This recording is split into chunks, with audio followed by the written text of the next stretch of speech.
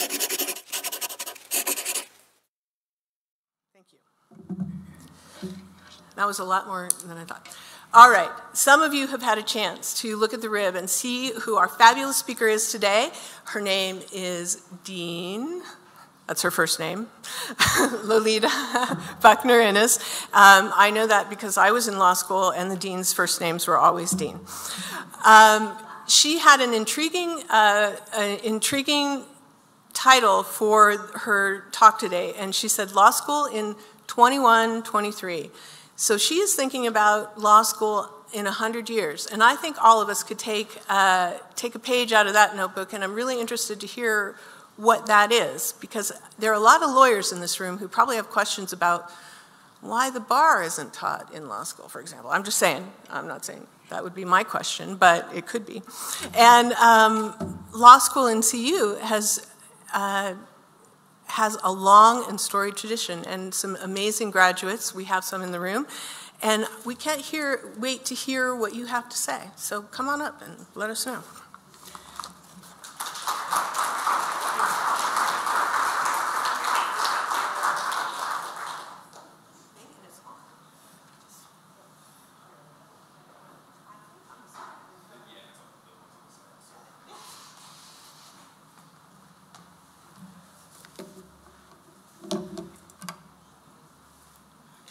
Thank you so much for that warm introduction. I am so very pleased to be here.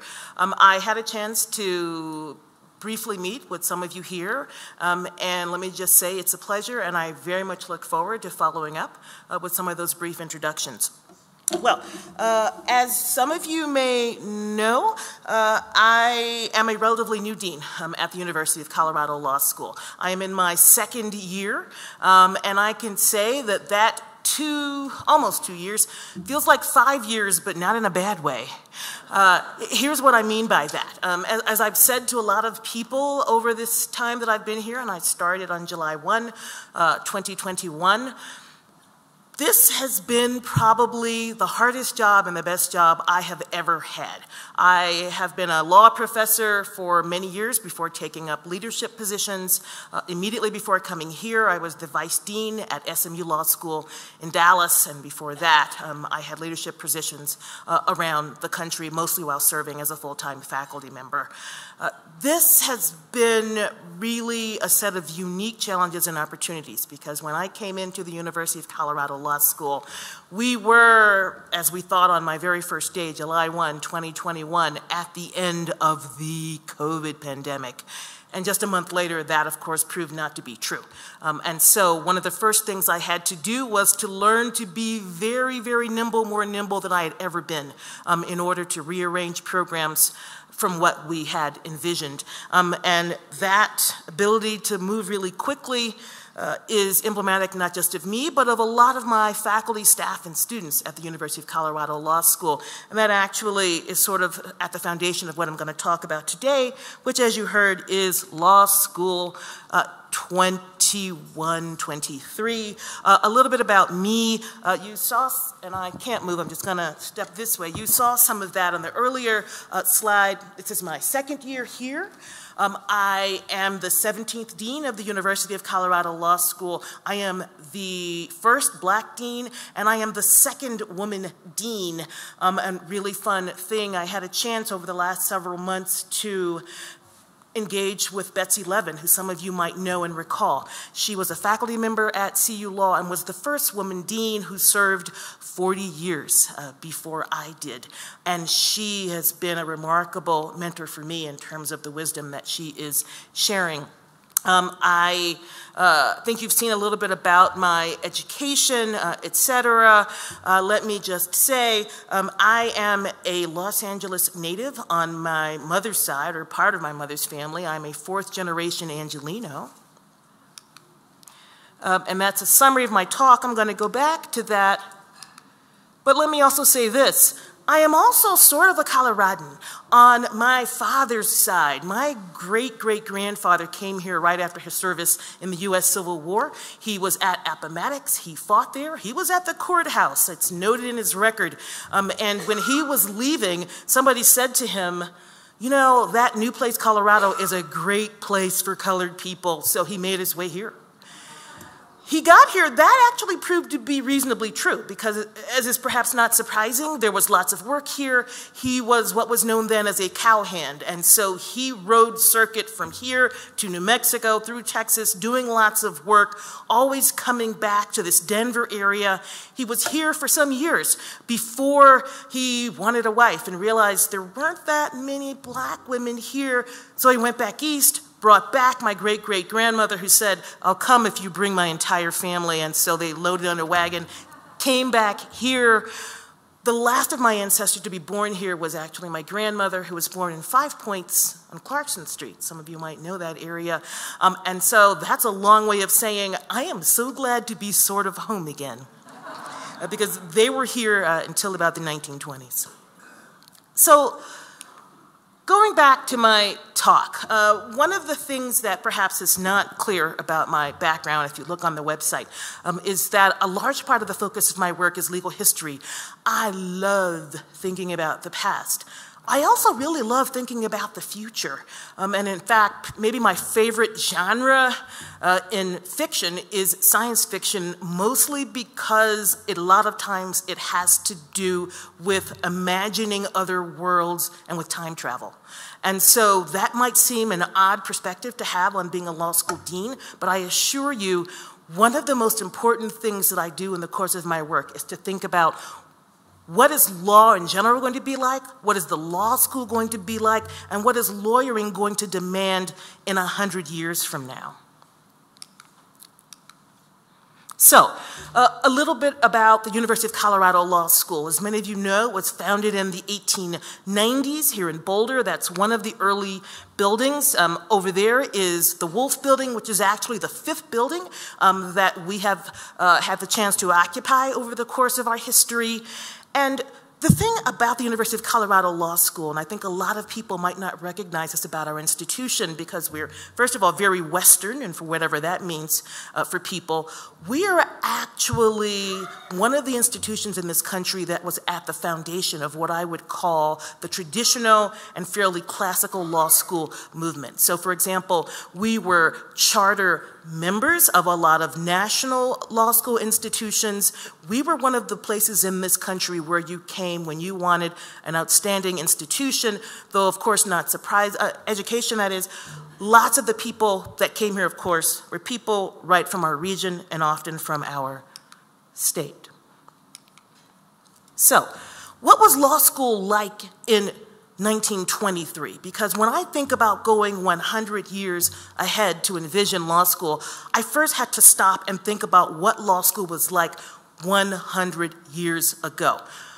First and foremost, law school education at CU Law, and indeed at most institutions, it was about a classical education. And what that meant, we could spend at least a couple of hours on that. But what it meant in terms of what was provided and what was presumed was that, for example, people had knowledge of Latin and Greek. People understood things like rhetoric and grammar. People understood what had been at the foundation of a classical education for probably the 150 years before 1923. What did the law school look like? It was mostly white men, faculty, staff, students, a few notable exceptions. One of the things about Colorado law is that although it has never been a place up until relatively recently where there were lots of people of color, this was one of the institutions that had among the first black graduates, certainly when you're talking about schools that are west of the Mississippi. Often, and this is, I think, an important point when you think about where we are and where we're going, very often in the 1920s, and it was true to some extent here, you didn't have to have completed an undergraduate degree to come to law school. This is sometimes reflected in the fact that when you see people who might have graduated many years ago, or parents or grandparents, they may have had an LLB instead of a JD.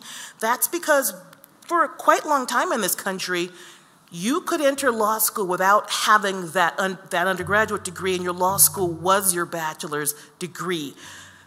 That says a lot of things, but one of the key things I think it says in terms of how we think about law school now and in the future is that the law schools, in terms of how they were envisioned in the early years, they were embedded as part of a university education. So you might major in law, in the law school, philosophy and arts and sciences, or in mathematics in another part of the school. And those were often thought of certainly as not the same, but they were envisioned as part of a broader undergraduate education that could be just as enriching if you didn't go on to a graduate program.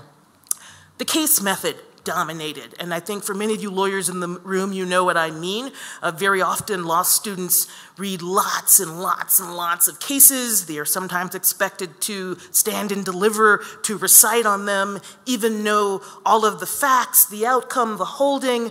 And I think maybe a key aspect of what law school was like in 1923, including CU law, it was meant to produce a class of gentlemen advocates from mostly local inhabitants. There were always so-called national schools, but for many reasons, probably the practical aspect of travel, people stayed local, and that was true of CU law. Now, really quick about that gentleman advocates. What do I mean by that is that for a very long time in this country, and to some extent it's true today, people thought of lawyering as being about advocating for a particular point, winning a point, going to court. That was law school in 1923, and to some extent, that continues to be the case. What's happening now? Well, first of all, when you think about what's happening at CU Law, we have an incredibly diverse set of faculty members, staffers, and students from all over the world, and I mean that. And that is something that would not have been true 100 years ago. I think it will continue to be true 100 years from now, and we'll talk a little bit about that. Really key difference about what's going on in the present. We are producing not just advocates, not just people who are going to take up a point of view or go to court. We're also producing people who negotiate and solve problems, as to say, at the center of their jobs. Meaning there are a certain number of people who've graduated law school, taken a bar, become lawyers, and who have never and will never go to court. That's not a bad thing, not necessarily a good thing, but that is an important thing about what it means to be a lawyer in 2023. I was saying to someone just a few moments ago, chuckling and agreeing, you know, we need lawyers. We actually need lots of them, and not for the reasons that you think of in popular culture. We need lawyers because very often lawyers have the kind of education that we need to be, and this is sometimes a discredited phrase, good citizens. You know, you will learn a lot about me, I think, as you get to know me in upcoming years, but one thing I want to be very clear about is that I was raised in a fairly modest home. I'm the first in my family to go to college, the first to get a regular K through 12 education. I grew up in a lot of poor black neighborhoods in Los Angeles, and I saw lots of oppression. And let me tell you, what did that tell me? It told me that there is a such thing as being a good citizen, not in those sort of shallow ways that people throw about, but good citizenship in terms of understanding civic values in a way that's meaningful to everybody and that includes everybody. So when I say good citizen, it's not something that people should immediately flinch about, because citizenship is not about necessarily where you're from. I think it's really more important to say that citizenship is about what you believe in and what you want to be a part of. To me, that's one of the most important values of the law school education that's going on now. And I think also one of the things I'll point out, and I'll talk more about this as we sort of envision the future, we're embracing the meaning and relevance of what came before. So I said a moment ago that I believe in legal history. I study a lot of legal history. For me, that's the runway to getting to where we want to be. You really do need to know and understand the past, even the bad parts, but some of the good parts.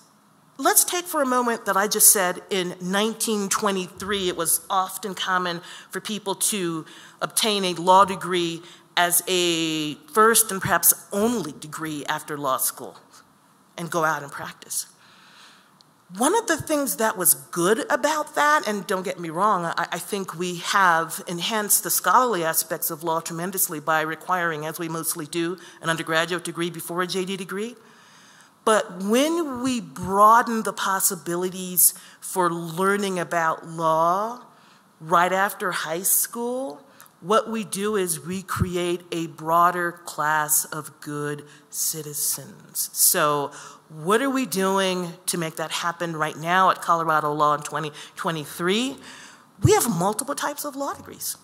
Example, we have a Master's of Legal Studies that invites people to study law for about a year, take some foundational law school classes, but not come out with a JD degree or planning to take the bar, but rather come out with the sort of education that's going to give them knowledge about how the law works in this country that will enrich their work, for example, in public policy, in theater management or contracting, in insurance work.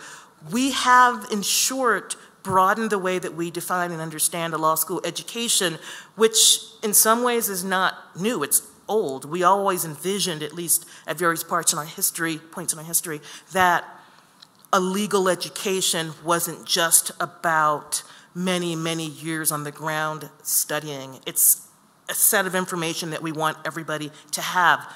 Something else in terms of multiple types of degrees. We have, as do many law schools, an LLM program. That is a program largely that is meant to educate lawyers who come from abroad who might not have had a US legal education. Again, go back to that notion of designing an education for good citizenship, and maybe a better way to say it is engaged citizenship. Very often we have lawyers who come from abroad who want to participate in our legal system as advocates, etc., and sometimes they simply want to expand their knowledge of US law before going back home. This is one of the things that's happening at Law School 2023 very explicitly.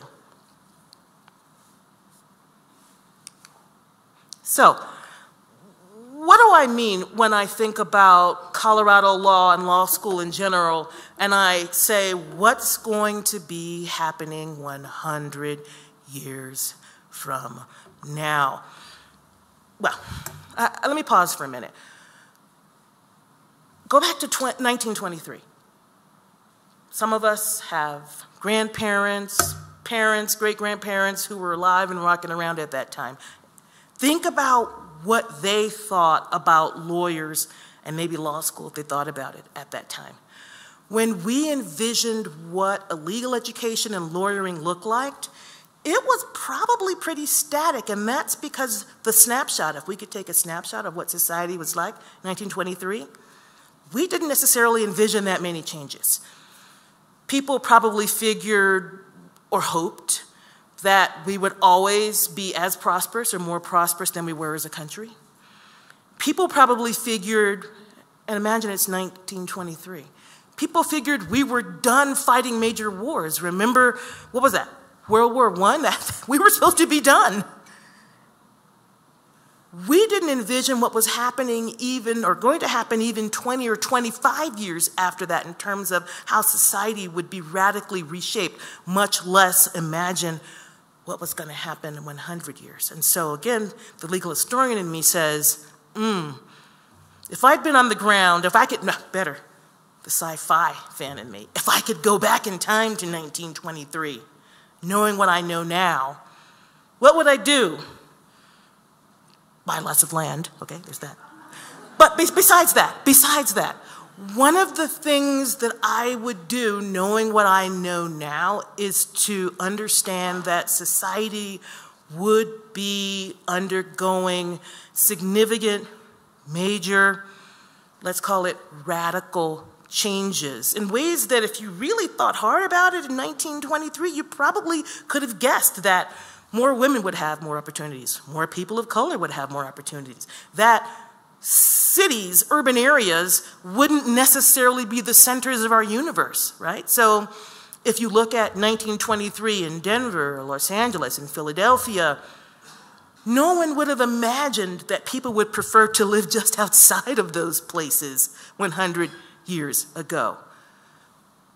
So when you think about what's going to happen in 2123, especially in the context of law, you want to think about how we can get to those answers, because I honestly do believe that we have the tools to do it. And the first one is collaboration.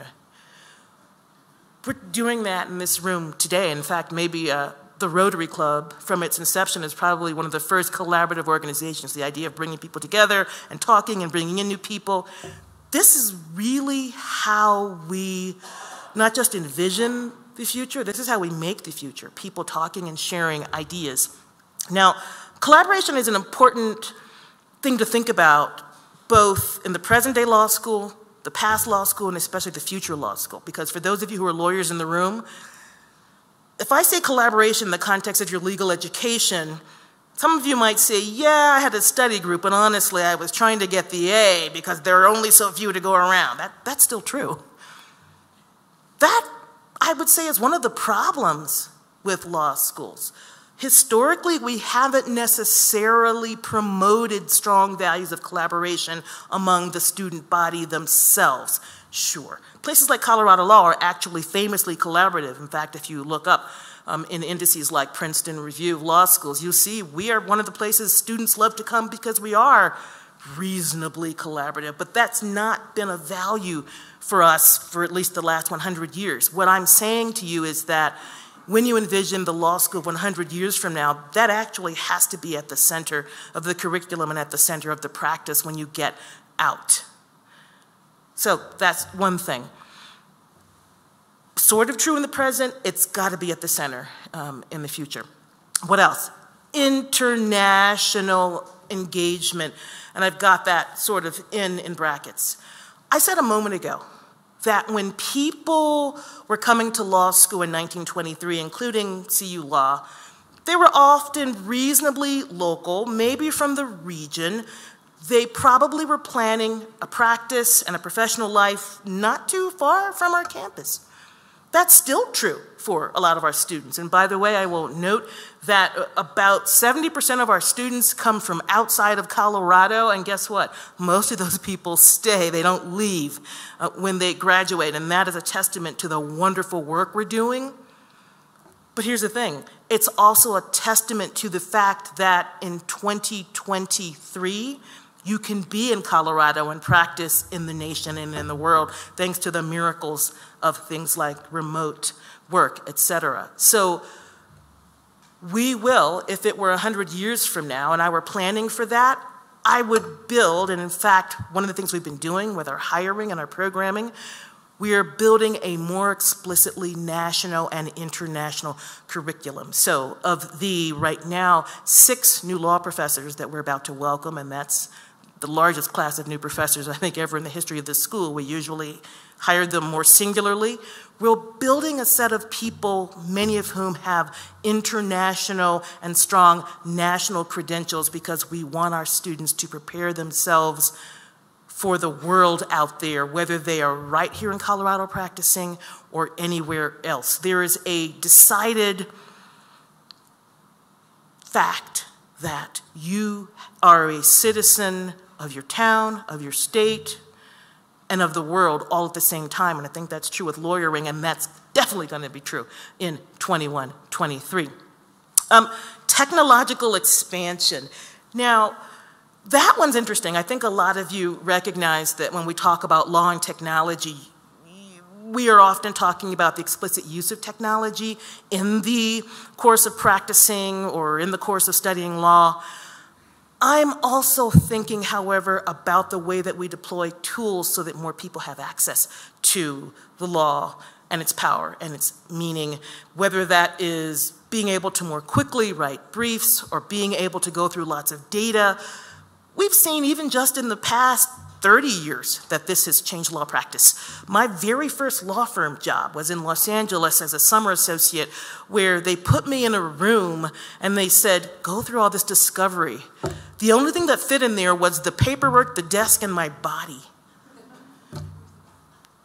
Because of technology, that's not even typically true anymore for a lot of new lawyers. There are ways to get through that data. And I remember back then, my lawyer bosses saying, oh, what are we gonna do? There'll be no jobs for lawyers. Yeah, there will always be jobs for lawyers, because what has to happen now, and especially in 21-23, is that more than ever we have to embrace the real role of a lawyer, and that is the role of analyst.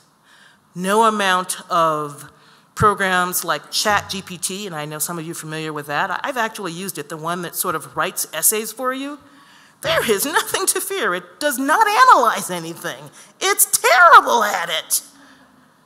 The only thing it might do is the sort of thing that other standard forms of technology have helped us to do. Let's say spit out a complaint with sort of the boilerplate language that you need. It does that very well. You still need a human being with a heart, a mind, a soul, an understanding of societal norms, and most importantly, who can analyze and make distinctions. And that's what we need to aim for 100 years from now. So we don't want to see a contraction necessarily of lawyers and lawyering. I think rather there's going to be an expansion, and that's what we're planning for when I think about 21-23. So, the vision, local roots, because this is it. When I say that we need to expand to make sure that we are both a national and an international institution, that does not mean that we erase who we are. We are a Colorado law school. We are a Western law school. And believe me, those have meaning, especially the idea of being a Westerner. And I can say that as someone whose family has mostly been in the West for the last over 150 years. There is an openness. There is a willingness to try new things. These things are emblematic in terms of who we are. These things also give us a particular perspective on what is national and what is global, and it gives a perspective on analysis. That's going to be true in the future. The other thing, and I will just go right down to that bottom, evolving while learning from the past and the present. So go back to what I said a few moments ago. Pretend you are from 21-23. You can do that. It's actually not that far away. Yeah, I know, that's scary. It's not, it really isn't. 1923, some of us are good with that, because like I said, you have ancestors, immediate ones, who were walking around here then. So what does that mean? Your children, your grandchildren, 21-23 is not that far from now. What would you want the people from then to look back on and say we should have been doing, not just as a society, but as educators, as law school educators, as lawyers, for those of us who are lawyers? A lot of it has to do with how we would have prepared ourselves in terms of shaping skills like analysis, in terms of not being afraid to collaborate around, and this is the part I think that's really scary, a shared set of values, because we've been a really sort of fractured country for some time now. We can do this. Part of what law school does, part of what's made it successful, part of what will make it successful in the future is being unafraid to say that there are shared values in lawyering, there are shared values in civic membership, and there are ways to incorporate that in the work that we do. And that's what's happening now at CU Law, especially as we try to build for 21-23, whether that's with our students, our faculty, our staff, or even our facility. And I am going to stop here because I want to leave some time for questions. And I want to once again thank you so very much for giving me the opportunity to share with you today.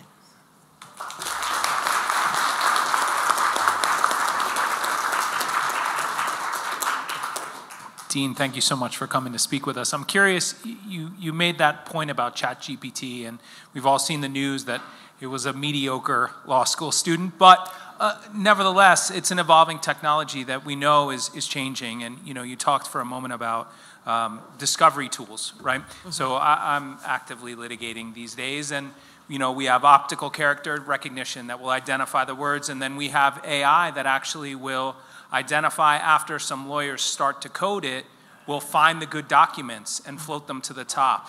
So is there a universe in which you see the need for lawyers not contracting over the next century, because while there is a need for that analytical skill, there are tools that make us able to do that so much more efficiently than we can now and could 20 years ago?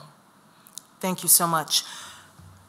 Well, you know what? I actually think it's good news that artificial intelligence can increasingly do more of that analysis work. However, I talked about that whole idea of being nimble. I don't think it will ever be able to do the sorts of things that we do, and part of that has to do with what I will call one of my favorite personal traits. I'm really nonlinear. Good lawyers are really nonlinear in a way that AI will never be. And so let's take the idea of litigation.